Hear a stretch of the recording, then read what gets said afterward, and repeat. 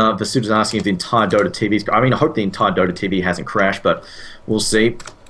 Alrighty, so it looks like my stream and stuff have been set up back online, so we're good to go there. Sorry about the unexpected catastrophic errors there, but we're back online here. If you wouldn't mind real quick, David, if you would just let the people in Dota TV know that they have to toggle their audio on our channel real quick to make sure that I'm still able to be heard. Otherwise, yeah, they just hear you for the rest of the game, and that's obviously something I can't control, but just if they turn to like default audio and then back to us, they should be good.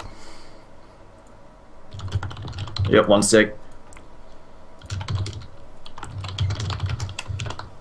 Alright, so guys, if you're listening in, you need to toggle the audio off and then toggle it back on in Dota TV. That should allow you to hear Blaze once again. I'd also just put that out in the chat there so anybody who isn't listening, but I can see that can just toggle it on and off just in case they had it muted for a second there. But anyway, guys, so if you've done that, we should be back up and running. So Blaze, how much do you actually crash out of the game as well? Yeah, or? Totally. So if you would like to bring me up to speed the past 2 minutes, what have I been missing? Oh, basically, Alchemist has started to get active. This is where this is what I was worried about. Once Alchemist gets active, and pretty soon, because this is only 15 minutes, and pretty soon we're going to see Lone Druid come online. I'm pretty sure he's going for a Radiance. He's managed to save up 2,000 gold there. Didn't go for the armlet build, so I'm pretty sure we're going to see a Radiance. And 25 minute mark, he'll have that by 25 minutes latest.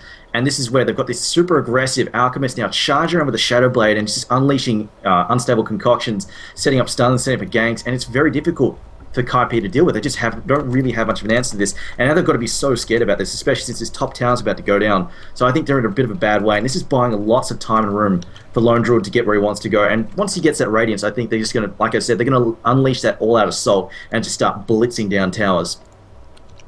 Exactly. That's the main thing, is putting out a lot of aggression at this point in time, where they're kind of comparatively at their strongest. Of course, you would prefer the carries like Lone Druid and Alchemist to get as much farm as possible, but still, in this position, comparing that to the Faceless Void's late game potential, the Shadow Blade and just a quick armlet on the Spirit Bear would be sufficient for them to just maul down towers quickly and deal with any team fight that Kaipi really brings right now, unless the Darkseer gets some amazing wall replicas off.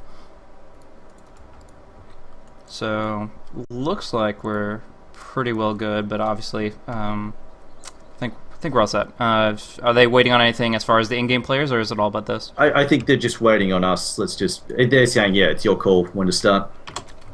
Okay, so they can unpause it at any point in time. We actually, as broadcasters, don't actually have the power to do that, so hopefully they should be good. But Virtus Pro needs a small moment to get it going. It looks like the stream is all set, though. The 2-minute delay has kicked in, and we see it all active. And yeah, that was a little annoying, but now we're going on forward. Let's see. We have the Mask of Madness and Treads up on Faceless Void. A very ambitious build here. It means I've seen Eternal Envy run it time and time again, but pretty much means that he has to get Baller Chronos off. He has to get the Chronospheres catching out all the main damage dealers. Otherwise, that Mask of Madness active is going to do more harm than good, because he does receive so much increased damage. A simple Laguna Blade that's not backtrack could take away a very substantial chunk of his HP. So, going to be playing pretty defensively, but you know, when he gets the window of opportunity, gets a great Chronosphere off, the Mask of Madness is going to be the highest damage output he could possibly have at this stage of the game. So still a really high potential item, and just has to use it appropriately. But for right now, one thing about that initiation potential is vision, and it doesn't seem like Dire have a lot of it. Kaipi's wards have been just nullified completely with a couple of good sentries, and they haven't really made up for them just yet.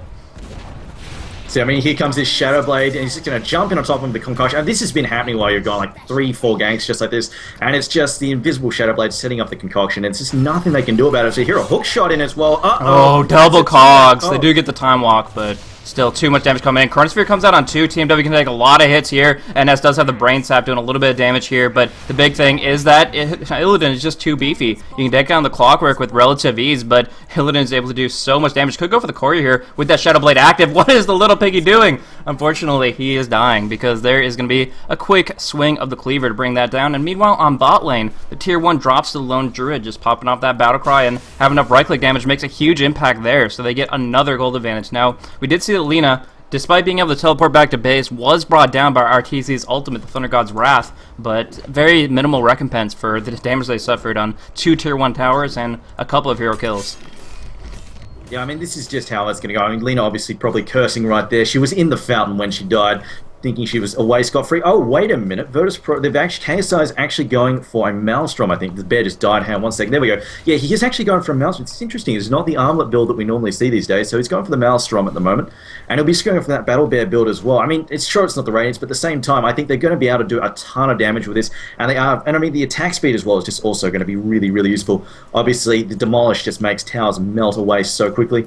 Speaking of which, just looking at those early items, I mean, if there's anything that Virtus Pro want, and anything that's really going to help Kaipi hold on, it's just going to be Zeus spamming nukes like crazy, because, you know, right now they don't have that mech, or even anything like a Juggernaut Healing Ward to keep them in the fight. It's going to be fairly difficult for them to sustain a push, so they're going to have to hit back up, rather than just continually just pushing all at once. As it looks like we've got a bit of a gank happening here in the jungle, Blaze. Yeah, trying to find an opportunity to bring down Eternal Envy, moving around with that Shadow Blade active. Very, very quick on his feet when you consider the Chemical Rage on top of that, but not finding anybody just yet. Has to keep those wards up, be a little patient. No, they're going in. They're trying to go deep, but nobody is there. Just going to be able to bring down this Tier 1 tower, but stunning himself with this Unstable Concoction before they push on forward, possibly for this Tier 2. Again, they don't have the armlet up on the bear, but they have the Maelstrom, and that's actually a more offensive item. It has greater, if you do the math on it, it has greater damage output than that of the armlet. It just has less armor, less HP regen, so there aren't the defensive properties, but you'll be able to deal with those wall replica illusions easier with the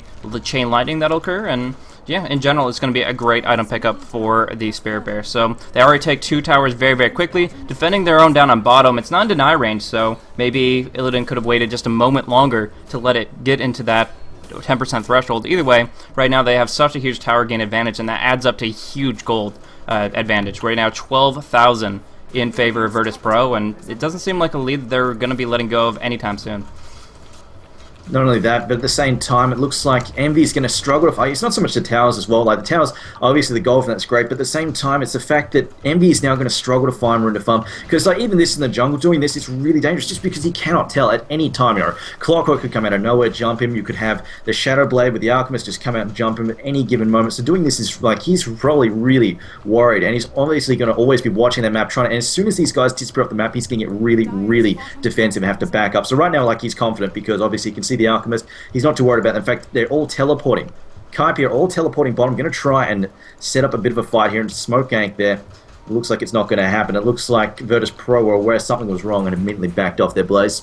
Yeah, Eternal Envy was kind of baiting it out a little bit, being on the front lines. Could have been susceptible to a gank that they could counter-initiate on, but for right now, just smoking on through. Yeah, Virtus Pro smells what's up and just is able to fall back from here, which is really, really good for them. At this stage, they only had Dust of Appearance on the Visage, so I'm not sure if they could have even brought down the Alchemist, but they certainly would have been trying to get themselves back in the game, at least picking off a couple supports, and that smoke initiation could have set it up for them, but instead, throwing 100 gold and a little bit of time down the drain, and Kaipi still not finding their comeback opportunities just yet. They still have potential, the Roche Pit especially with the Wall of Replica, Vacuum, and Chronosphere, but it's all about timing, it's all about positioning, and right now it seems to be in favor of Illidan as he goes on in deep onto the Sentry Ward. There's going to be a Fiend's Grip coming on through and big burst damage coming on through, but he gets denied from his own freaking concoction. Couldn't have even planned that better. Pylides goes in for the Fiend's Grip. Arteezy does so much damage that when the concoction pops, it's actually what gets the killing blow.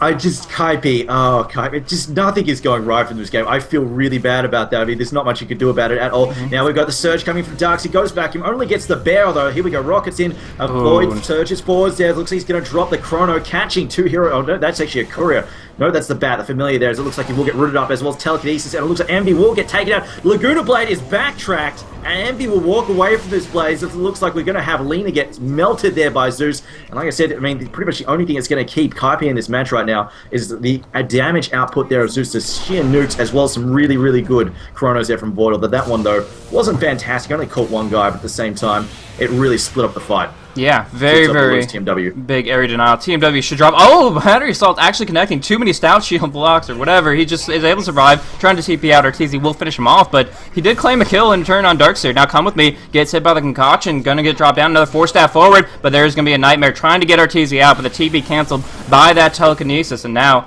he is going to be just on the run from this monstrous ogre, gigantic purple thing, throwing out the concoction. He's BKB'd up, and he will bring down the Zeus. In turn, there is familiar damage as well as Bane's right clicks, trying to bring down Rubik with only 3 armor. He has 2 seconds left on the 4-staff. Will he get it? Down to the low ground, he will survive. and be able to fall back from here. But that was very, very close call indeed. Now we see Illidan on the run, trying to pursue after Pilot Eye, but he will be able to juke in the trees and should be able to escape on out, waiting for mana to regenerate before he can actually use a TP scroll, no problem at all. But that team fight was very, very interesting. We saw the breakup a part of the fight from Eternal Envy with that Chronosphere, and hitting it only really on the lone Druid, but in turn the Rubik stealing it only was able to drop it down on 2 heroes himself. The Darkseer certainly wasn't going to fall in it, so it was kind of just a delay tactic for Virtus.pro, and unfortunately they ran out of time pretty quickly there. The lone Druid and Lina dropped, but because the Laguna Blade was backtracked, that kind of got RNG'd right there, as Eternal Envy was still able to head on out of there safe and sound. Getting a little bit of a comeback here, but despite some nice maneuvers, I still think Virtus.pro got a couple of key kills. That means that they're not losing their lead just yet. They're definitely holding the reins and have most of the control over the map. Well, at the very least, they held on to, at the very least for Kaipi, they held on to the tower, but it is falling. It's going to fall the next time they try and push in here. Lina is also getting close to having a mech up, which is really going to help keep them in these fights to help them sustain the push. So the other thing they're going to be looking for, obviously, is for somebody to pick up one of those pipes as well to keep, so they can try and dodge some of that damage there from Zeus. Zeus, of course, causing a horrendous amount of damage. It looks like we've got an invisibility rune here on Faceless Void. Might be able to try and pick something up, or at least set up a fight. He's just going to scout out most of the trouble, though, and see exactly what's happening here, and they can decide whether or not they want to engage. It looks like we might have a bit of a fight starting up, Blaze.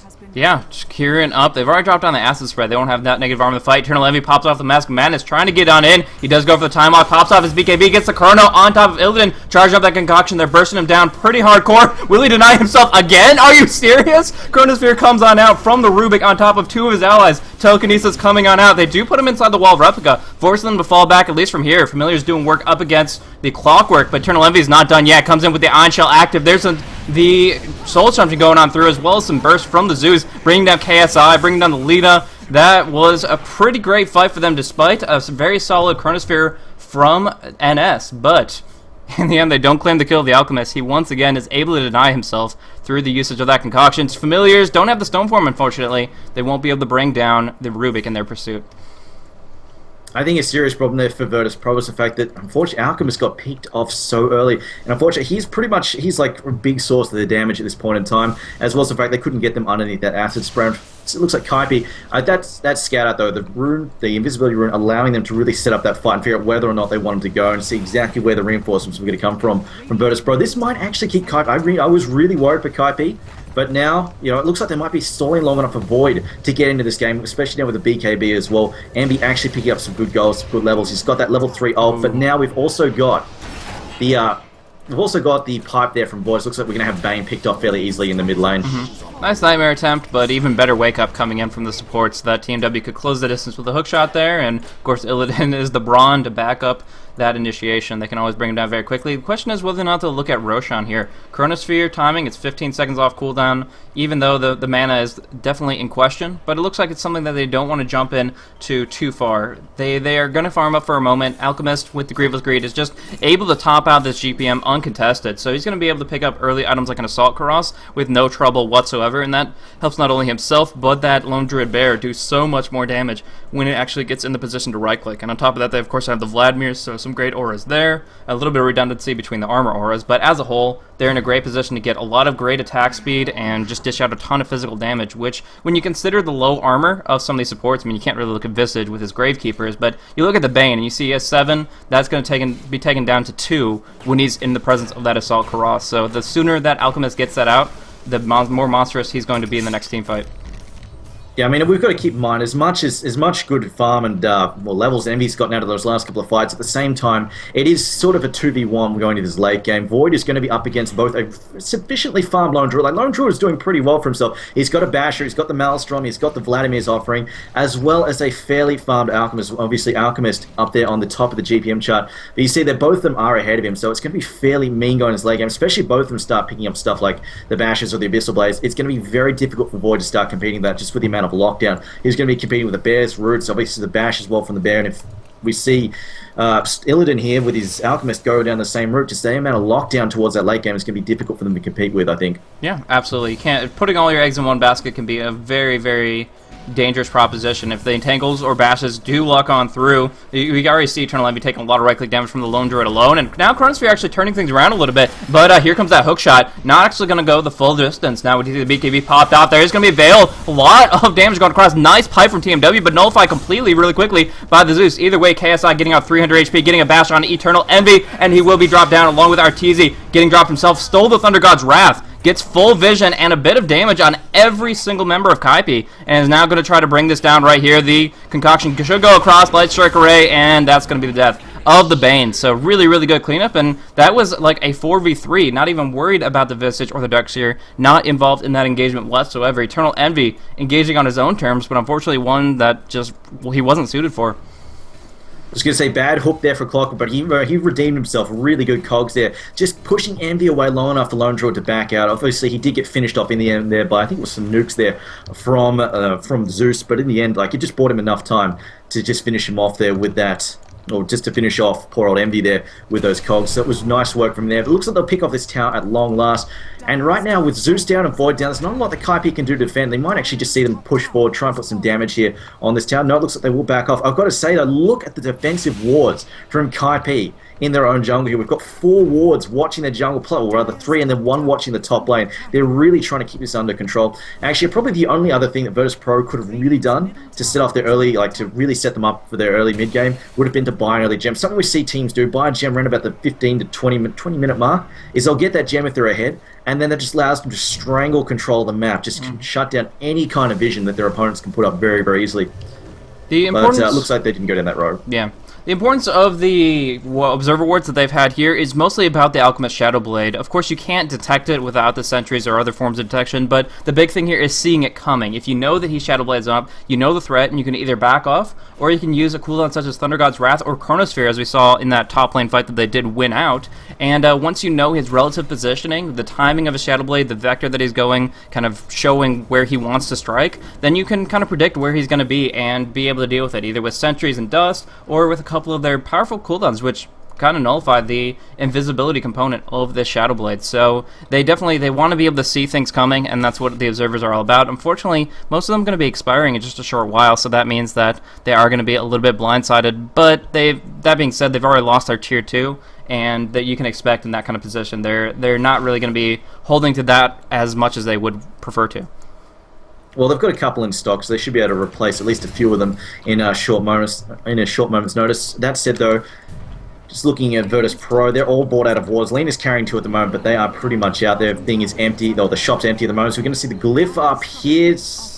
I think they're just trying to buy time for Void to trade for towers, because they're not coming to defend this bottom tower. Actually, no, I speak too soon. They're smoking up, and they should be heading in to try and pick someone off. As there we go, there's the transfer. They're going to teleport over to the top lane. They're already going to try and keep their tower intact. And meanwhile, that smoke gank is now going to be executing. They're going to charge in and look for a potential kill, although it doesn't look like the Dire are going to find anything here, Blaze. No, just cogs coming on through from the Clockwork, and the Lone Druid immediately fall back, only using the bear to farm from the high ground. And from that position, the smoke is yet again wasted. Just unfortunately, a good intention. They were trying to pick up stragglers for anybody that did retaliatory TPs towards that top lane, but not finding too much here. Fortunately, because they did bait out the TPs, now it means that Virtus Pro is very immobile. Clockwork, the only one who can really get in there easily, that and Lone Druid, and that gave them the opportunity to try to go for the Roshan. Unfortunately for them, too much knowledge from TMW. He's able to use a Rocket Flare, scout that out immediately, and stop that proposition before it even started.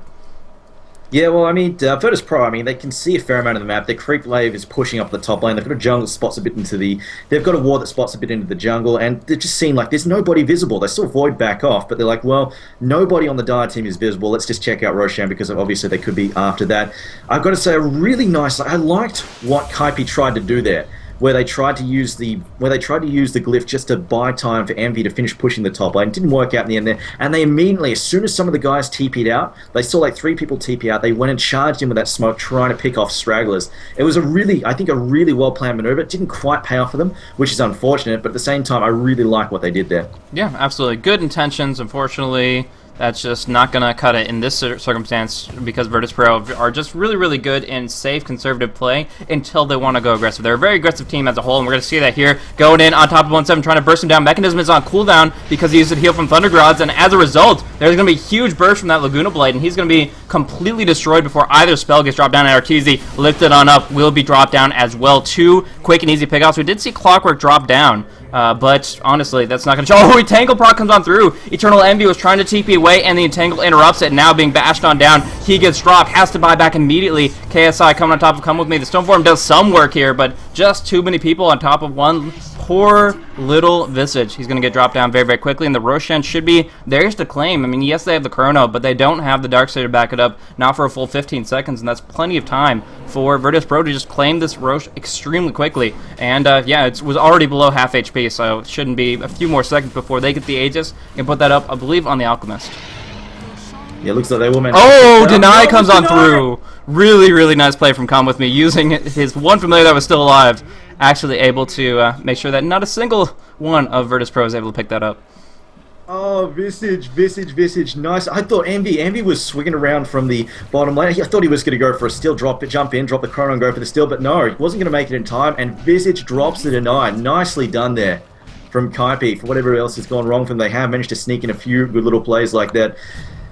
Oh man, I think that's definitely irritating for Virtus.pro. I mean, they had the option of going for the Aegis, or they had the option of trying to bust. I mean, they could have gone for a tower there. I mean, they could have just continued to try and bust down mid. They might not have got the racks, but at the same time, I think they probably could have at least taken the tower and opened up the mid lane to being racks there. I mean, it would have taken them all of one more good fight like they had there, which they definitely had the potential to get at this point in time. I mean, they're ahead by 10 kills, and they've got all the power in these fights. They could have quite easily done that, so...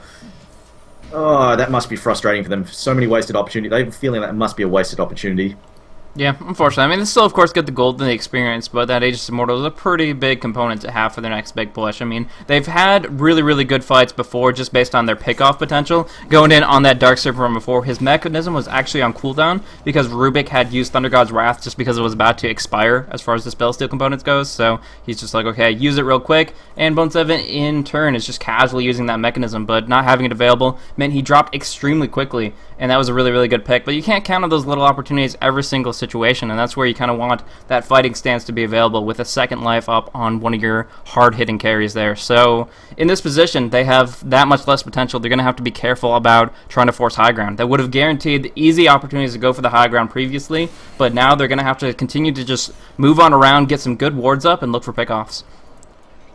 Just speaking of fighting stance, I was going to say I like the position that Ambia was in, although he's moved away now. He's no longer sitting that little spot up there, getting ready to blindside Virtus.pro from behind there. Now he's going to be a little bit more predictable, but we'll see whether or not he can get off a good Chrono here, because they really will need that excellent Chrono to hold this tower here, as it looks like they're just going to use the bear to chip away at the tower. Will get enfeebled though and smashed by nukes. Look at that bear get wrecked. They do have another one in the pocket though, so they can continue to try and chip away at a distance like that. I mean, they've got rid of about a fifth of its health there, so I mean, they keep that up, just continually push like that, they can cause a lot of grief. As we see, they are being spotted up though in the dire jungle though by that nicely placed ward. So Virtus.pro are going to be given away there. Yeah. So at this stage, what do you think Virtus.pro needs to take the high ground? See exactly what they're doing right now. See this ward that they've placed down there. Envy now a little bit where I think he heard the Shadow Blade though. Something must have set off his Spidey senses. Will get clocked there by that unstable concoction. But that is exactly, see this ward hit. That was really well done there by Virtus.pro. It didn't quite pay off for them. I think I'm pretty sure the noise from the Shadow Blade gave the game away. I might have wanted to open up with a hook shot there from Clockwork, but at the same time, had they managed to get that pick off there, I mean, Void, I don't think he would have had buyback at the moment. Yeah, he's still 1.5 minutes cooldown there. So that would have been what they needed to push in and just bust down a racks there on the high ground. But not finding those pickoffs mean they still have to play the waiting game a little bit here. They had kind of even themselves out in terms of the mechanisms with Lina picking hers up, now has a Ghost Scepter on top of that. They do also have some good lockdown with this Abyssal Blade available, going for Eternal Envy once again. Gonna be able to get the concoction off here. Big right clicks will come out. He has that Abyssal to drop it down. We'll be able to stun him out. Is the damage there though? No, Fiend's Grip and the Chronosphere both dropping on down. Eternal Envy swinging away with that Mask of Madness. Has to fall back though. The lifesteal is insufficient, and Illidan will be able to walk away, forcing out 2 ultimates, 1 Fiend's Grip, 1 Chronosphere, for a little pick attempt. Instead, they're going on top lane. Yeah, I was going to say, I think this will work though, because Void has to heal. He's going to spend a lot of time healing. Look at this tower. It is going to get shredded in just a second there, assuming that Bear can actually deal out damage. He's lost a lot of damage there. So big vacuum coming on in. Going to go down there. So Thunder God's Wrath as well. Bear is down, but the tower is down as well, Blaze. Ooh, and that's dropping quickly. There is a pipe. There's a mech to try to keep him on up, turning things around. The Laguna and Lightning Bolt both connect on top of the Faceless Void. He's falling back. They force down the Rubik, though, with a couple good long-range nukes, and he has to buy back on into it. We'll see if they can actually pull this into a tower kill up on top. They've already taken the tier 3. Want to go for those racks, but Rubik is, taking the long road, waddling back up to the top lane here. And meanwhile, Kaipi's at full strength, just needs the Faceless Void to heal up a little bit faster because these racks are dropping quickly. Fortification popped off. Here's Bone 7 with another big vacuum. The wall committed this time around, trying to do as much damage as possible, but nothing dropping just yet. TMW is slowed on up. There's so many Lucians here ready to go for him, but can't actually close the distance. There's Eternal Envy, slowing him down, bashing him up. TMW will fall, going on top for the next target. Ghost Scepter comes out from Lina. She will survive. Illidan on the front lines will try to bring down Bone 7 in turn. Eternal Envy does get dropped down from the lone Druid's Bear, just swinging away, and Come With Me will be dropped as well. No mana available. Just finished off. As Familiars will still do work on KSI, but using most of their attack damage charges, they're not much of a threat. Now going on in, buybacks come on through, and that's enough for Virtus Pro. They can back off from here, happy to have wasted that much gold from Kaipi, but they're not gone yet. Now they are finally falling back on, and it looked like a really, really good fight for Virtus Pro as a whole. Oh, definitely. I think there is no way we could even try and argue that Virtus Pro did not come out ahead there. I mean, they didn't quite. I mean, obviously they could have maybe got the melee racks, except the glyph was up during the middle of that fight. But at the same time, I mean, all it's going to take. I mean, Void about to get clobbered once again. Abyssal Blade is down. They should be able to escape. In fact, I think he must. Does he have a gem, or did his spidey senses go off once again? Very, very. Actually, I think he caught sight of Rubik there, gave the game away. Yeah, very, very active with those time walks, just getting out of dodge over and over and over again. A lot of threat. He realizes it, and he responds amazingly well. So these are a lot of pickoffs that a lot of carry players would just have fallen to multiple times over, and from there, yeah, the game is practically over because you can't defend when you have your buyback on cooldown, and your carry just isn't going to be able to do the damage. So that's a pretty big deal, but still putting out, flexing his muscles, Illidan has been pretty much the one that has that control and can always be the threatening presence. Actually, I've got to give a shout out to Kaipi. Their Void, they've been using the vacuum there just really, really effectively. Vacuum the Darkseer opens up with a vacuum, and then Zeus immediately throws down that Veil of Discord and then starts slamming out his nukes. It does so much damage, and of course a static field as well. Just really drilling VP in terms of their health pools. And that's pretty much what's forced them to back off all these times and picking up those nice little pickoffs there on the Lina as well as the Clockwork from the last fight. But it looks like they've got possibly a smoke gank. No, I don't think they can afford to. This rack's just too low on health. They're just going to have to man up and fight on the front lines here. And it's going to come down to that vacuum, Void Chrono, and then throw down some mooks from Zeus to hold this one in. So it looks like, there we go. It looks like they're just going to charge it here. Glyph is not up, and they will just drill down the barracks before anything can be done. Fortunately, Void does not jump in time with his ult. In fact, Envy, what is he doing? He's smoked up and just standing around in the jungle here. It looks like they're going to hope to get a pick off. There's the vacuum as well there. They're waiting for a full team. They want to go for a full team wipe. They are not settling for just one or two pickoffs, but unfortunately, his hesitation cost them the racks there. Yeah, I mean, like I said, they looked like they were drawing for a smoke anchor on the map, but I didn't think they could afford to, and they couldn't afford to try and do anything fancy. So they just had to man up and fight, because as we saw, Rax is gone now, and that puts them in a really bad spot.